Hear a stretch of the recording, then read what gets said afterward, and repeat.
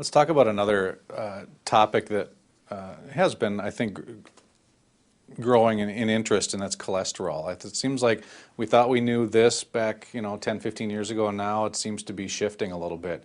What do we know about it, and what we need to know about our body, I guess? Sure. So cholesterol, I saw a report, and you have to forgive me because there are things that are said in the mass media from these lovely medical colleagues of mine, I will say, that I'm like, really? Really? I want to just drop over because I'm like, well, we knew that 20 years ago, and we've been screaming at the top of the mountains for a long, long time. The latest one is that cholesterol as the nutrient, we don't really have to worry about, right, as much.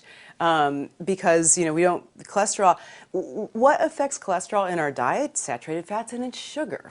And we've been saying that for a long time. We've been trying to protect the eggs for a bit. And when I say we, it's the, more collective folks that are thinking, well, that probably are understanding what to do with the diet and not just prescribing something like a statin medication, to understand that you can alter your diet and also use sort of clinical medical nutrition to have good cholesterol functioning, knowing that it happens in the liver. And so sugar saturated fats you want to decrease, increase your good omega-3 fats in your diet.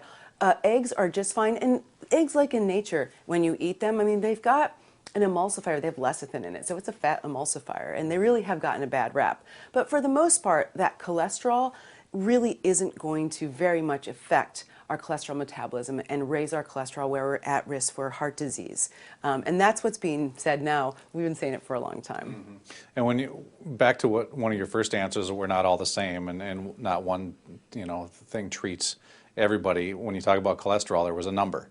And no matter who you were, it was that number. We have to get your cholesterol below that number. Is that thought changing in some circles now? I would hope so, because I think it's important to understand that cholesterol, right? So cholesterol is the mother of all of our steroid hormones. And so after menopause, andropause, all of our hormones are made from cholesterol. So I don't like to drive menopausal women or andropausal men's cholesterol down to these numbers because we want healthy hormone function, especially after that transition and that natural phase of life.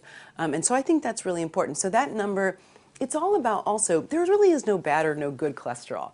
It's how they're measured with each other. So LDL, low density lipoproteins, they're not bad. They're easily oxidized, and we just don't want them to be elevated in proportion to HDL, or our high density lipoproteins, which we know as the good ones. And so I think that's really important. There's no bad cholesterol. LDLs do, an incredible function in the body.